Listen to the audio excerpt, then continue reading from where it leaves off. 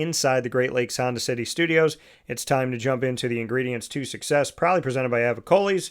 Today's topic, assembling your squad. It is a fantasy football feature when we come to the ingredients to success. A little fantasy football twist to it today. Assembling your squad, my ingredients to success for you. Have a plan, okay? Don't just go in willy-nilly. Have a plan. Write some teams down. Because believe it or not, folks, when you put a pen to a piece of paper, sometimes you're just by doing something like that, just by taking a thought and writing it down, your brain has now gotten it out and put it there, and now it's more top of mind to you.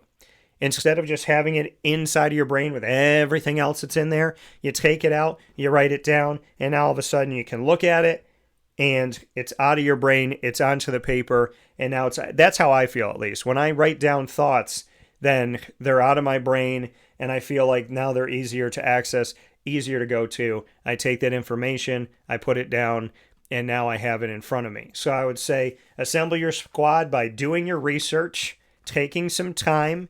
Don't just trust this expert or that expert. Take some time, trust your gut, write it down, have a plan, have a backup plan to that plan, and then have a backup plan to those plans, because you never know what's going to happen. Watch the run. When somebody takes the first quarterback or the first tight end, watch, monitor, think about who's available, because you can either be sucked up in the storm or you can stay on your path. Sometimes you need to address something in that moment. Other times you can wait. So when you're assembling your squad, just make sure you're not allowing somebody else's draft theories to necessarily affect yours. Be smart and look at what's available. If there's a ton of great running backs, build up your running back room. If people are leaving them out there for you, take them. But don't cut off your nose to spite your face, right? Don't look at a situation where you got all these great running backs, but you haven't addressed your wide receiver, and now here you are wanting to make trades with people because you got a great running back room because those guys were there, but you didn't address wide receiver. I've done that before. So make sure you have a healthy balance, write it down. Don't let somebody else's theories necessarily steal yours, and know when to go with the streams that come through the draft, and know when to let that stream just kind of go. Know when to dip your toe in it, and know when to just walk along the stream and just watch it, monitor it, but don't get in the water. That's what I would say to you for your ingredients to success. And leave your kickers and defenses and special teams to the end, folks, okay? We have a rule in our drafts in the Wake Up Call Fantasy Football Leagues. If you draft a kicker or a defense before the last 2 rounds, you have to buy everybody a round.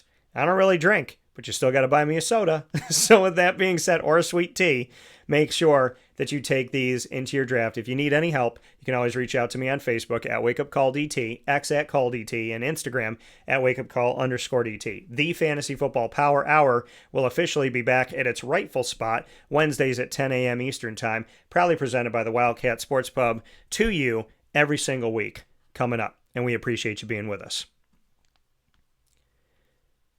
So with that being said, here on Wake Up Call with Dan Tortora, where sports truly meets that thing called life, we thank you so much for being a part of the show. And I do want to take some time here to take a look at something that I said that I would address, and I'm a man of my word. So, we have talked about players through this as I was giving out the grades, but I also said that I would give fantasy advice for all positions. And I don't want to leave you without that fantasy advice. So I'm going to do kind of a rapid fire fantasy advice looking at these positions. So what I would tell you here, I know people want to jump on Josh Allen. I understand that. And I know that, there's still some people that obviously want to jump on Pat Mahomes. So when you want to jump on Josh Allen and you want to jump on Pat Mahomes, maybe you want to jump on Lamar Jackson, I want to caution you to take care of your running backs and take care of your wide receivers first. I'm not saying don't mix your quarterback in there, but taking a quarterback, so I don't like taking a quarterback in round 1 or 2. Depending on who's available and how people strike, again, am I dipping my toe in the stream, or am I just walking alongside it, watching it, monitoring it, seeing where it goes? See, to me, that's a good analogy for fantasy football. Walk by the stream, see where it goes, decide when to dip your toe into it. So just be careful of this, because some people want to go Josh Allen first round, which we've seen, Pat Mahomes first round, which we've seen, right? And then you have Lamar Jackson drop to the third round.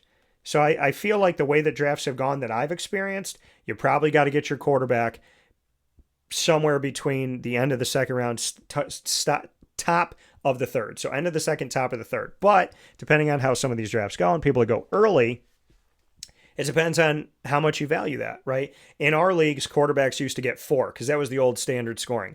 Quarterbacks got 4 for a touchdown. Running back, tight end, wide receiver got 6, but quarterbacks got 2 less points. I changed that last year. Now everybody gets 6 because a touchdown is a touchdown, and I was going by the standard scoring that was there before and just kind of following it because that's what it's always been. But just because what it's always been doesn't make it right. I don't think a quarterback who's throwing a touchdown pass to a receiver, that receiver gets 6, and then the quarterback has to suffer and have 2 less points. So now everybody gets 6 in our leagues. But watch when you're going after your quarterbacks. Don't do it too early. The quarterbacks to go after, I don't have to tell you, but I will. Josh Allen, Jaden Daniels, Lamar Jackson, Pat Mahomes. A healthy Joe Burrow is a dangerous Joe Burrow. And, I like Jalen Hurts. I do. I like him a little bit less than taking some of these other guys. Justin Fields is really high in some of these that I don't necessarily agree with. CJ Stroud, he's a steal. He might fall to you in round 9 or 10. If he does, and you have a quarterback, take him. If you're in a deep, deep league, not bad to have him as your starter. I like Bo Nix. At Kyler Murray, I do like Drake May. He's on the uptick for me. Justin Herbert's ranked lower than he should be, in my opinion. And, falling out of the top 10, top 12, arguably. Baker Mayfield, I like. I like Bo Nix. Caleb Williams, I think, is going to have the opposite of a sophomore slump, so I like him too. And we do team quarterback. So like I said, I love team quarterback. And you know what? Of every rule that I've made and of everything that I've said, listening to these 2 drafts that we had in the Wake Up Call Fantasy Football Leagues, proudly presented by the Wildcat Sports Pub that we have here in Central New York, that we draft at the Wildcat, I was listening to what people were saying during the draft. What I heard more than anything else was I like that team quarterback. I like that team quarterback. That team quarterback thing. Yeah, no, that's good. So I don't know a lot of places that do it. We do. I think it's a good idea. So if you're running a league, do team quarterback, or at least think about it. I think Cam Ward's a good backup to take a little flyer on him. I think like Michael Penix as a backup too. And I like J.J. McCarthy. I think there's depth at quarterback for sure this year. And you can pick up Jackson Dart later on, or team quarterback of the Giants. And I think that'll be a good move there. I think in week 8, we'll probably see him out there. Zach, who is a Giants fan, said week 6. I'm saying week 8.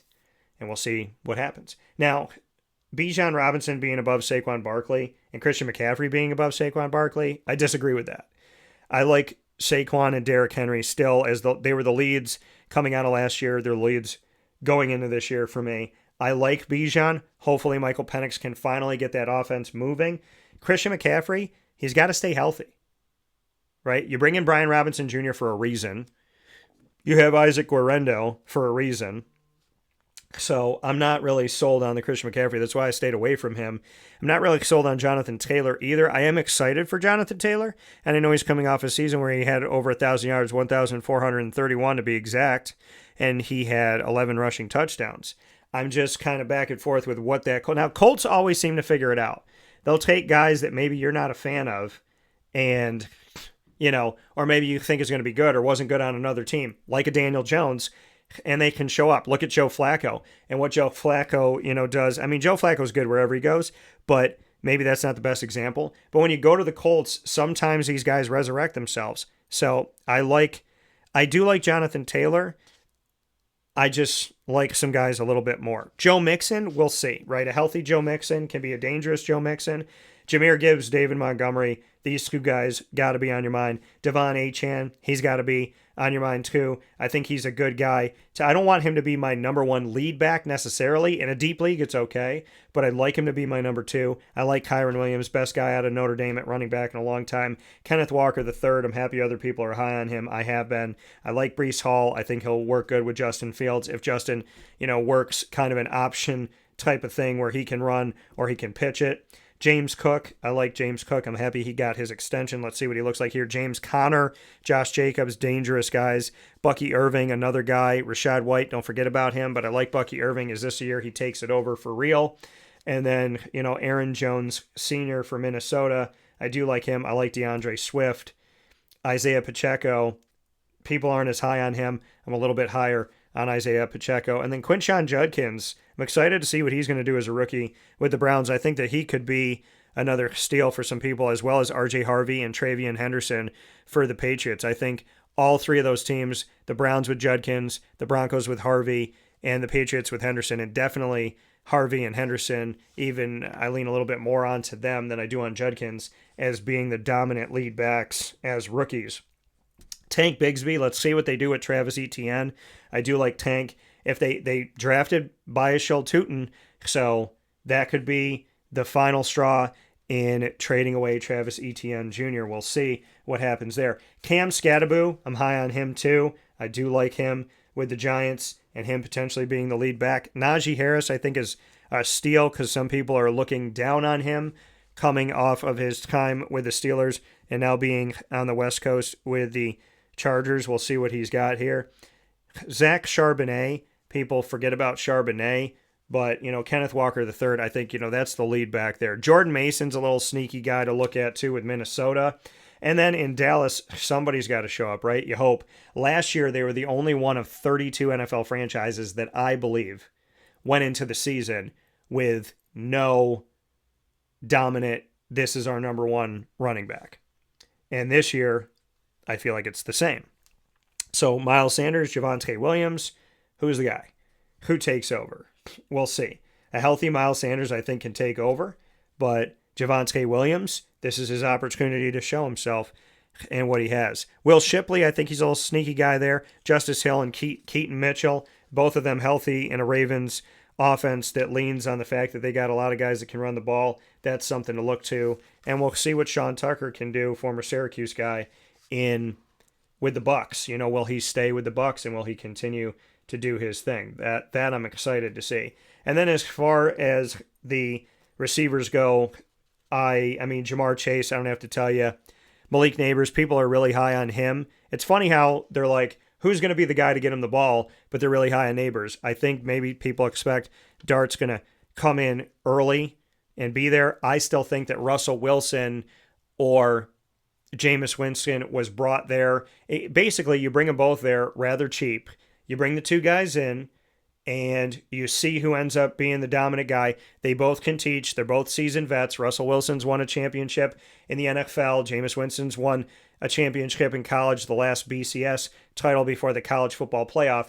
So you got two championship caliber quarterbacks. You got two guys that have been starters, and so now in multiple places have been starters.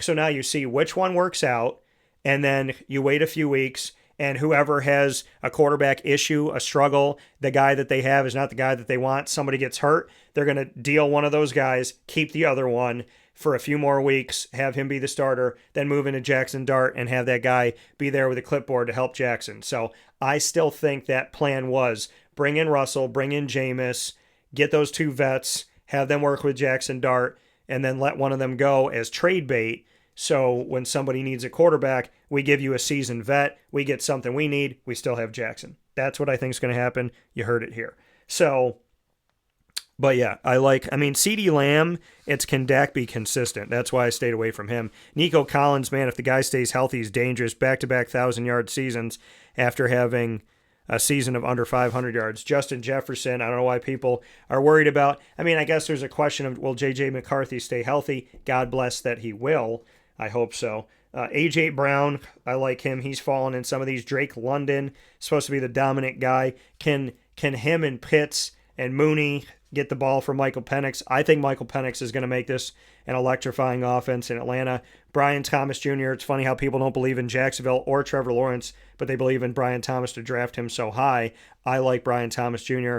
And then Jackson Smith and Jigba, I like him. Rashee Rice, it's what's going to happen with him, and is he a guy that is going to be out there every single week becomes a question mark, right? With Rashee Rice, now I like Rashee, and he's coming from SMU, but the thing with Rashee Rice, a team that I cover, with Rashee, the question becomes, legal battles and things going on and whatnot. So we'll see what's going to happen with him. and how this is going to work out, because his exact suspension length for his legal issues is unknown. So when you draft him, you're putting out there that if you draft him high, you might suffer, or, I mean, it might be a great thing by the end of the season. Tyreek Hill, if Tua stays healthy, or if they get the right backup quarterback, I like Quinn Ewers. We'll see what he could be in the NFL. I'm circling Devontae Adams with the Chargers, interested to seeing what that could be. He's got with the Rams, so he's got Matty Stafford now. We'll see what that looks like. I'm on Ross St. Brown. I like Mike Evans. The dude is just a 1,000-yard receiver year in and year out. Garrett Wilson I like, and I'm not as worried about him as some other people may be with the Jets having a new quarterback. Devontae Smith, Ladd McConkey, liking these guys. Zay Flowers, Tedoroa McMillan. If Bryce Young can have a season where he gets comfortable, looks good, and they can block for him, puts on some healthy, muscle and whatnot, Tedoroa McMillan can have himself a good season. And then outside of that, I like Cooper Kupp. I think people are overlooking him. I think people are overlooking Roma Dunze. I think that's going to be to the detriment of your team if you do that. Emeka Ibuka, I like looking at what he's going to do with Tampa as a rookie. Wendell Robinson, I have him circled with the Giants. Outside of that, there are some sleepers that you roll the dice on. A Trey Harris, a Cedric Tillman, a Romeo Doubs or Dontavian Wicks, both with Green Bay. Or, Michael Wilson, who I think people forgot about, that he's filled in pretty nicely. That's why I drafted him so late out of Arizona in one of the leagues that we just talked about. Trey McBride, I was high on him when he came in the NFL, speaking of tight ends. And Trey McBride is now ranked number 1 above Brock Bowers and Sam Laporta. David Njoku's had a resurgence. So I just think it's funny, two guys that I've spoken about that we're seeing them now. Definitely Trey McBride being up there. Travis Kelce's dipped down a little bit. But again, I think this is the year there's more than 5 tight ends. Trey McBride, Brock Bowers, Sam Laporta. David Njoku's a question mark because of all the Cleveland quarterbacks. Travis Kelce, if Kittle can stay healthy. And then TJ Hawkinson, Dalton Kincaid, I like all of them. Mark Andrews, I like him. Hunter Henry now having Drake May with a year under his belt.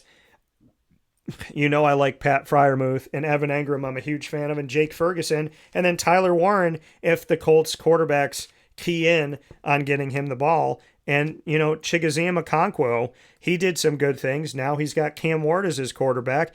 And Zach Ertz, a guy, Zach Ertz has been around forever and a day. But Jaden Daniels might be the best quarterback that he's had. So what does that look like? And a healthy Dallas Goedert. So I think there's a bunch of tight ends this year, which I'm really excited about.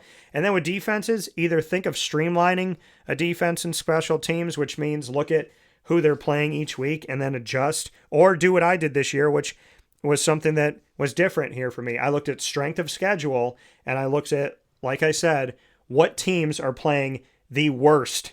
When you look at the grand scheme of things, whose strength of schedule is the toughest and who's considered to have the easiest strength of schedule. And those are teams like the Texans and the Niners. So that's where I went. And then kickers, kickers, they don't keep their jobs like they necessarily used to with the move of the extra point and all that good stuff. But Aubrey, Bates, you look at a guy like Dicker, Will Lutz from Denver, Tyler Loop, what's he going to be for Baltimore now without Tucker? And I hope everything works out in that Tucker situation for everybody involved. Never wish bad on anyone. Young Hui Koo of the Falcons. And then you got Tyler Bass, who's been with the Bills for a long time. Jake Elliott with the Eagles for a long time. Boswell of the Steelers of a long time. Harrison Butker of the Chiefs, he's another guy that's been around the block. Matt Gay for Washington, who's had a bunch of different kickers, but maybe that's going to be their guy. And Cam Little, I don't know why the heck this guy is so low and people didn't have high expectations of him, but that man's booting it. So that's a look position by position of guys that I think you should look out for. Some names you already know. Some I've thrown to you here as some potential guys that you weren't thinking of, or somebody that you may be a little bit higher on than maybe you are, or someone that you are high on that I question why that person's kind of risen up the board right now. So if you need any more fantasy football advice, email me, dtstays@gmail.com, or you can reach out to our social media, Facebook at WakeUpCallDT, X at CallDT, Instagram at WakeUpCall_DT. I thank you for being here with us on Wake Up Call with Dan Tortora, where sports truly meets life. And I appreciate you being with us on YouTube.com and Facebook.com, both /WakeUpCallDT, and on WakeUpCallDT. Facebook.com /WakeUpCallDT, YouTube.com /WakeUpCallDT. That's what happens when you do multiple things in the studio at once. And WakeUpCallDT.podbean.com. Once the shows go live, they jump into the archive, Amazon Music, Audible, iHeartRadio, iTunes, and Apple Podcasts, Player FM, Podbean, Podchaser.com, Podvine, Spotify, TuneIn, and YouTube. Search Wake Up Call with Dan Tortora, or one word, Wake Up Call DT. And then for our North Carolinian listeners and viewers, the Brooklyn Pickle, Southern Pines, 1788 Old Morganton Road, down the street from Pinehurst Golf Course. Go see them today. And, of course, many thanks to our Central and Upstate New York team, Great Lakes Honda City, Carvel DeWitt, the Wildcat Sports Pub, as well as Canine Camp Dog Daycare, Pizza Man, Mother's Cupboard, GG Cards and Breaks, Brian's Landing, Chick-fil-A Cicero, MON-FRI, the snack capital of the world, Canine Campground Dog Boarding, Chick-fil-A DeWitt, Avicolli's, and we are the exclusive multimedia marketing partner of your Bryan and Stratton College Bobcats of Syracuse, the Bobcat Buzz, coming to you every single month with exclusive stories with student athletes, coaches, administration, and alumni. Make sure that you check out all of our coverage by going to youtube.com /WakeUpCallDT. Click subscribe, hit the notification bell, find our BSC Syracuse playlist. The Bobcats are also on WakeUpCallDT.com's homepage and underneath the exclusive partners tab. For more information, go to syracuse.bscbobcats.com and go Bobcats. Wake Up Call with Dan Tortora is the exclusive multimedia marketing partner of your Binghamton University Bearcats. You'll find the Bearcats every single Tuesday at 10 a.m. Eastern Time, except for this week because we had the Bearcat Takeover on campus live from the Event Center at Binghamton University yesterday. So we promise you one conversation a week. This week we had 5. You can find all of our content with Binghamton by going to youtube.com /WakeUpCallDT. Click subscribe, hit the notification bell, find our Binghamton playlist, which now features the entire show from the Event Center on campus at Binghamton, welcoming back students, student athletes, coaches, administration, and staff onto campus for the 2025-26 academic year. And of course, so you got the full episode with all 5 interviews, and you have each of them individually. So what I did was I put onto our YouTube channel and our Facebook page all five together, and then all 5 separate. If you want to go and just watch Gene Marshall, or you want to see Allie Yeager, or Anna Buckwalter, or you want to see Alex Balke, as well as Lavelle Sanders, they're all individual specials, as well as a full show, and everything there for you on our YouTube channel and our Binghamton playlist. You'll also find the Bearcats on WakeUpCallDT.com's homepage and underneath the exclusive partners tab. For more information, go to BinghamtonBearcats.com and go Bearcats. With that being said, I want to thank you for this fantasy football edition wall-to-wall on Wake Up Call inside of the Great Lakes Honda City Studios. As promised, Paul Marco said to me last week, he said, I got a scarf for you. I said, I'll buy it. He said, no, I got a scarf for you.